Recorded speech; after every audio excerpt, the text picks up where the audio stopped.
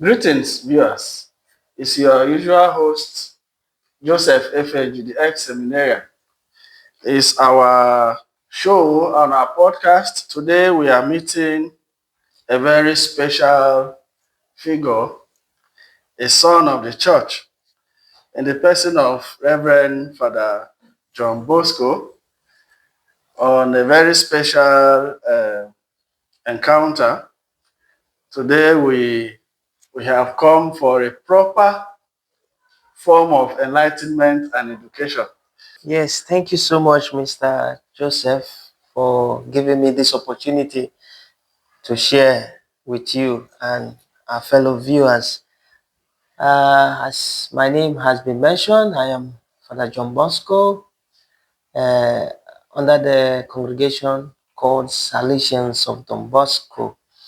I work in a parish as a youth director, an assistant parish priest, and for my congregation here in Nigeria, I work as a vocation director or animator in this part of the northern Nigeria.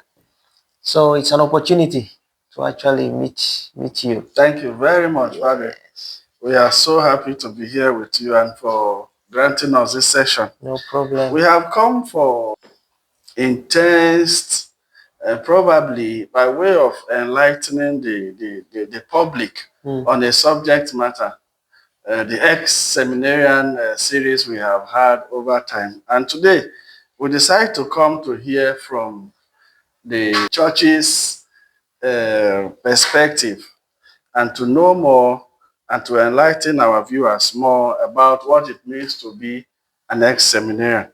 So our first question I would like to ask is, what does it really mean to be a seminarian?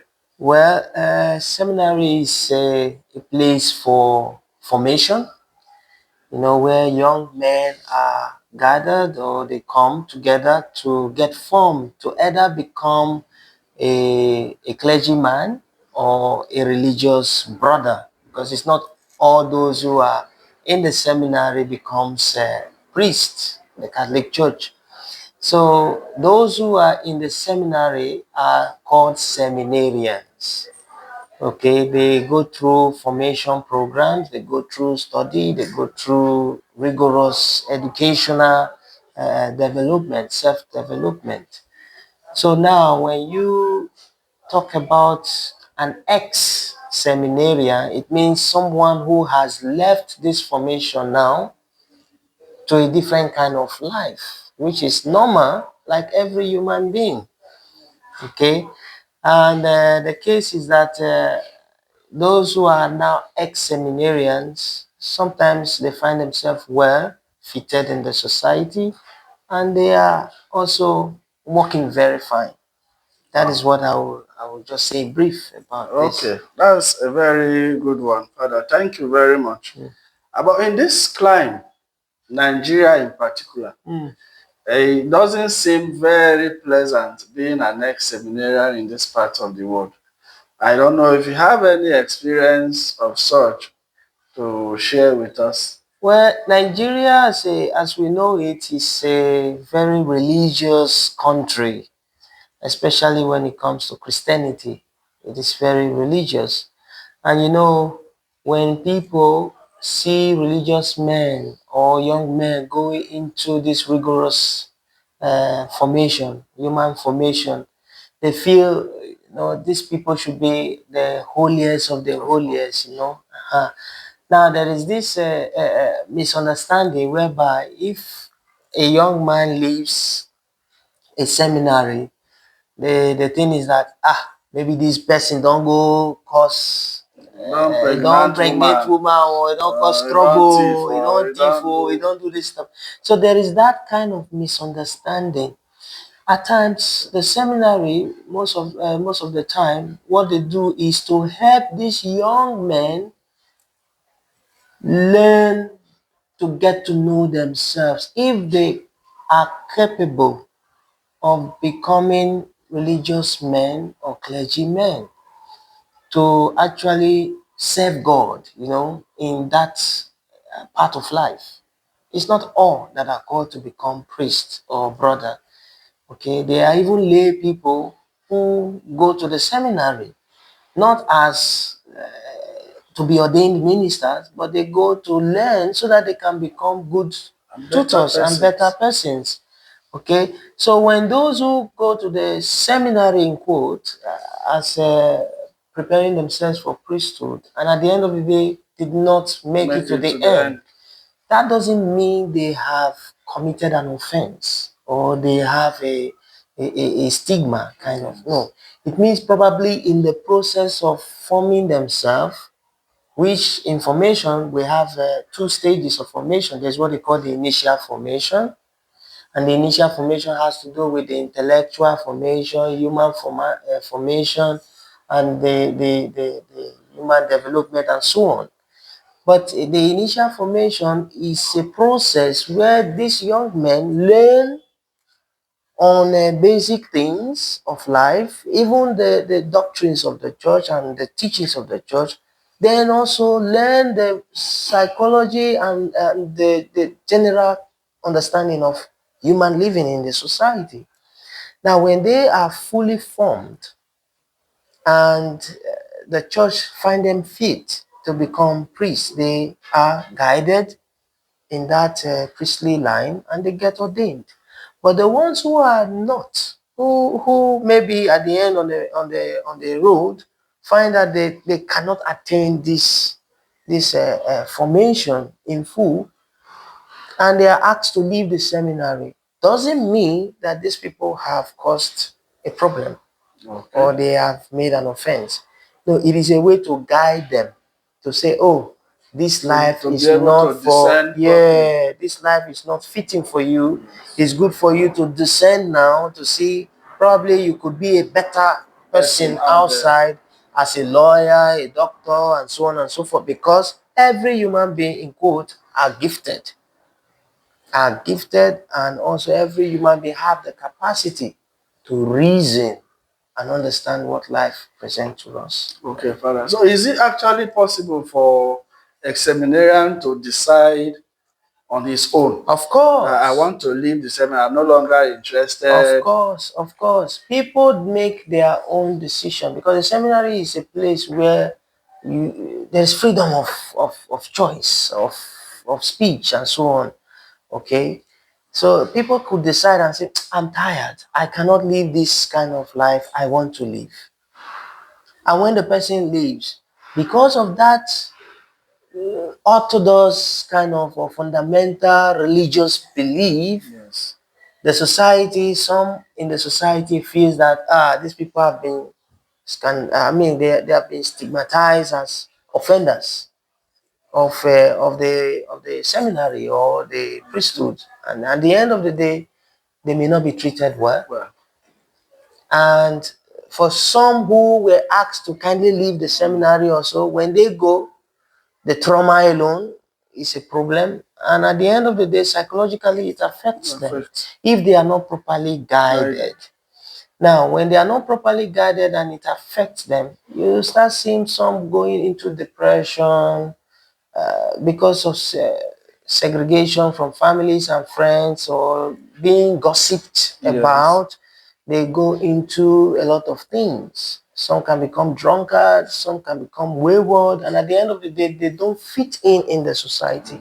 But there are some who actually, when they go out, they become useful in the society and even become better, more useful in the society. What advice do you give or do you have to give to the seminarian? One, it is not a do or die affair to become a priest or a religious man. That is one. And two, the moment of being in the seminary is a moment of learning, discernment, growth, finding out where the Lord is calling that person to be. You know, when you read the book of Samuel, how Samuel was called, speak Lord, your servant is listening. You know, when you pray and say, speak Lord, God may speak through the formators and say, okay, son, this is not your way.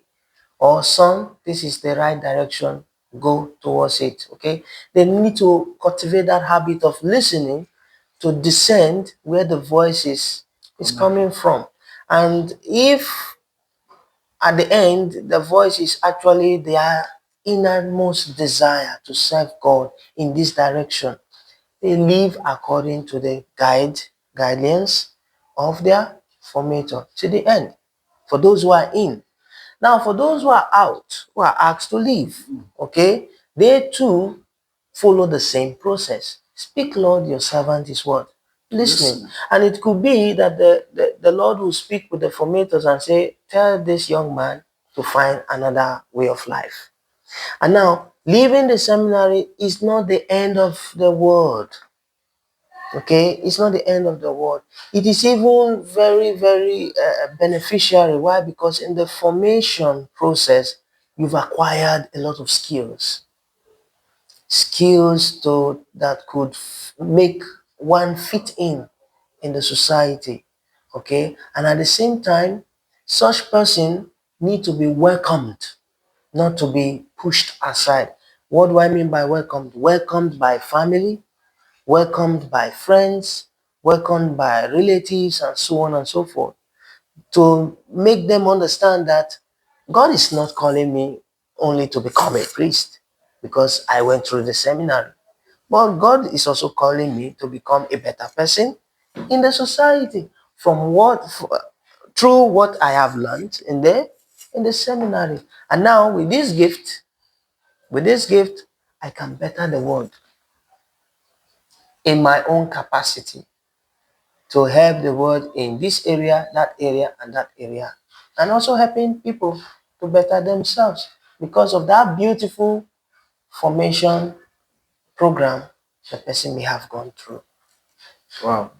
Thank you very much. I think there is also a very huge class that you also have to speak to the parents, especially in this climate where every parent or every family wants to be called mama father, papa father, brother father, so much that the one who is in the seminary doesn't even enjoy the glory of the priesthood than even those who are outside. So what do you have to tell the parents? Well, I will encourage parents not to be the sender.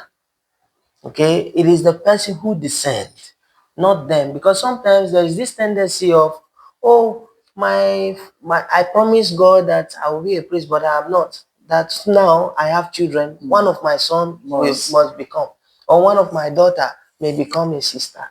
And at the end of the day, the child is being directed to that direction. And what if the child goes and that is not the calling? Okay, so for parents, I wish to encourage you, do not force your children into the religious life or the clergy life. Do not force them. Encourage them to have the experience. But when that is not their calling, it is good to welcome them home. They are still their children, you know. You welcome them home, you help them find the need of locating themselves after that experience, so that through the family support, because there's no place like home. Even if you are a priest and you are in there, you still need your family to keep you alive, to keep you moving. So there's no place like home. Through the family support, that person, that young man or that young lady will find themselves useful in the society. Okay, so parents shouldn't have the concept of it is a must. It's a must. But rather, my child must. Like the other parents, they also have a father. Me too. I should have one in my family. It shouldn't be a must. It's not like a family kind of stuff. Yes. I think the public also needs to know what it also entails to. What I would say in regards to that is every person can be an ex of something. It mustn't be only on ex-seminarian. The point now is that if the person become an ex from a certain way of life, it is like a door being open to another. Because probably the person may have noticed that my gift and talent does not fit here. My gift and talent fits here. And the society offers these varieties of every human being to what? To be useful, to be existing. Let me use the word existence. To exist in the society. Now, an ex-seminarian, for example, leaving the seminary does not end his life there. As he goes out from the seminary, which is a school that forms him to become better person also in life, could become a very good civil lawyer in the society. And at the end of the day, serve the society well by winning cases. Okay? So that doesn't mean that the person who is becoming a lawyer has lost something so precious. No. The profession he or she gets after leaving the convent or the seminary can become what betters his gift felt in the society. Now in this case, I go back again. Sometimes the experience of living that confined environment may not be so pleasant. This is where family, friends, even the society, those who form the society, need to welcome these ones and see how they could be what? They become good agents too to help the holistic society that we live in. So that is the little I could contribute. This is quite an enlightening section. Before we round up this, I think there is also that concern. Sometimes it could be personal. We want to know if the church has any concern of those who are ex-seminarians or who leave. Yes. Yes. The church has played a very big role in helping young men and even young ladies who have left the seminary and also left the convent to see that they find their feet. They find their feet in the society. Not all, but some. For example, I could say from my congregation, for example, there is a what they call a moment of transition. You are helping the young man to have a better transition towards a different kind of life.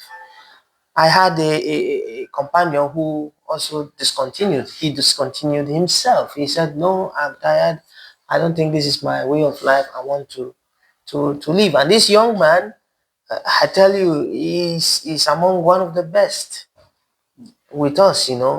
He left and now he's a very big shot in the society. Okay, the congregation had to help him. My congregation had to help him to see that he finishes his first degree and he was helped to get what? A master's degree that helped him to move ahead. And I think presently he is into his doctorate. Wow. You see? Now, imagine if the congregation abandoned him, left him to be on his own, and they didn't give him the first support that he needed while living. Yes. I don't think he would be so traumatized, disturbed. I don't think he will find it easy to fit in. So on this note, I want to tell the viewers, including those who will be listening from the church perspective, that it is good that congregations, societies in which young men and ladies have gone into to see if they can find their vocation in serving God through that religious order, need to find a way to help these young ones who are leaving the congregation to find their feet before they can say hands up from their life, because they are adults to move on. But there is a need to have an initial kind of support for them. A takeoff kind of. Exactly. A kind of a takeoff, soft landing for them to find their feet before they can move on with their life. That is my suggestion. Thank you very much. I think we have done noble. Okay. By that, I want to say a very big thank you to Fr Johnbosco Thank you. Salesian priest. Thank you. An assistant parish priest of a noble order. Oh, thank God. Thank you very much for entertaining us and welcoming us. Thank you for this session of enlightenment. Thank you for this session of education. I will hope that subsequently when we come, you open your doors again and grant us more enlightenment sessions. Thank you very much. Thank you. God bless you. Have a nice day. And for our viewers, continue to watch our videos, continue to share, continue to like, make comments, and give us more headlines, give us more reasons why we should do what we are doing, and then continue to show further forms of enlightenment to the public. This is our show for today. Thank you, and God bless you.